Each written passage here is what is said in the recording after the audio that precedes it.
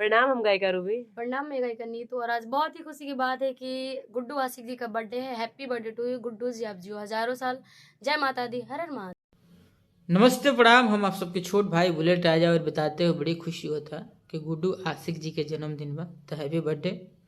आप जहाँ भी रहिए मस्त रहिए, व्यस्त रहिए और माता रानी के आशीर्वाद आपके ऊपर बना रहे। जय हो। नमस्ते प्रणाम। जितना भी भाई देख रहे हैं सबको दिल से प्रणाम है। और मैं भोजपुरी गायक विक्की राज, और आज बताते हुए बहुत ही खुशी हो रही है कि हमारे बहुत ही प्यारे भाई, हमारे एक्टर गुड्डू आशिक जी का जन्मदिन है। तो आप सबसे विनती है, आग्रह है, नम्र निवेदन, आप सब प्लीज़ भाई के लिए लंबी उम्र की कामना करें और ढेर सारा आशीर्वाद कर दें, ताकि वो जहाँ भी रहे खुश रहे, हमेशा मुस्कुराते रहे, खिलाते रहे, फहराते रहे। तो मेरे तरफ से happy birthday to you Guddu भाई। आप जहाँ रहे खुश रहे और हमेशा मुस्कुराते रहे। लव यू भैया। हम भोजपुरी लोक गायक भरत भोजपुरिया रुआ तमाम भोजपुरिया भैया लोग के पैर छू के प्रणाम करते और आप सबसे बतावल चाहते हैं कि आज बहुत ही खुशी के दिन बा कि हमारे बहुत ही अच्छा मित्र भाई गुड्डू आशिक भाई का जन्मदिन है। तो हमारा तरफ से भाई के जन्मदिन के हार्दिक हार्दिक शुभकामनाएं और बहुत बहुत बधाई। Happy birthday to you Guddu भाई। जय माता दी।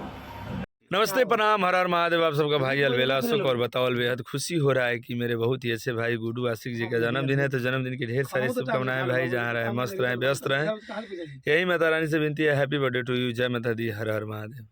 नमस्कार प्रणाम। मैं भोजपुरी गायक बिट्टू विनायक। और आज बड़ा खुशी की बात है कि हमारे मित्र, हमारे बड़े भाई गुड्डू आशिक जी का जन्मदिन है। तो जन्मदिन की ढेर सारी शुभकामनाएं। आप हमेशा आगे बढ़िए और मेहनत करते रहिए, कामयाबी का कदम चूमिए आप। Love you. Happy birthday Guddu Ashiq ji. Love you. नमस्ते प्रणाम। मैं आप सबका भाई बेटा भोजपुरी गायक माधव मुरारी। और एक बात बताते हुए बेहद खुशी महसूस हो रहा है कि मेरे बहुत ही अच्छे मित्र गुड्डू आशिक जी का जन्मदिन है। तो जन्मदिन की ढेर सारी शुभकामनाएं गुड्डू आशिक जी। अब जहाँ रहिए मस्त रहिए, अपने काम में व्यस्त रहिए। हैप्पी बर्थडे भाई। नमस्कार प्रणाम। मैं हूँ अशोक अलबेला और आज जन्मदिन है गुड्डू आशिक का। गुड्डू आशिक जन्मदिन की ढेर सारी शुभकामनाएं। Happy birthday to you. Love you. नमस्ते प्रणाम सभी भोजपुरी सुनर जाने वाला के। हम राइटर निर्मल जोगेश। और आज बतावत बड़ा खुशी होता कि हमारे भाई गुड्डू आशिक जी के जन्मदिन बता। हमारे तरफ से जन्मदिन के ढेर सारा शुभकामना और माता रानी से प्रार्थना करब कि रोआ जी भर के ढेर सारा नाम रोशन करी और सबके दिल पे राज करी। तो happy birthday to you brother.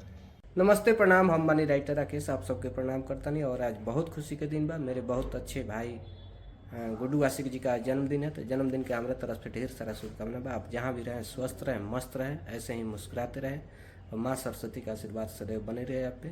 Love you all. जय भोजपुरी, जय भोजपुरी समाज। Happy birthday to you Guddu Ashiq जी।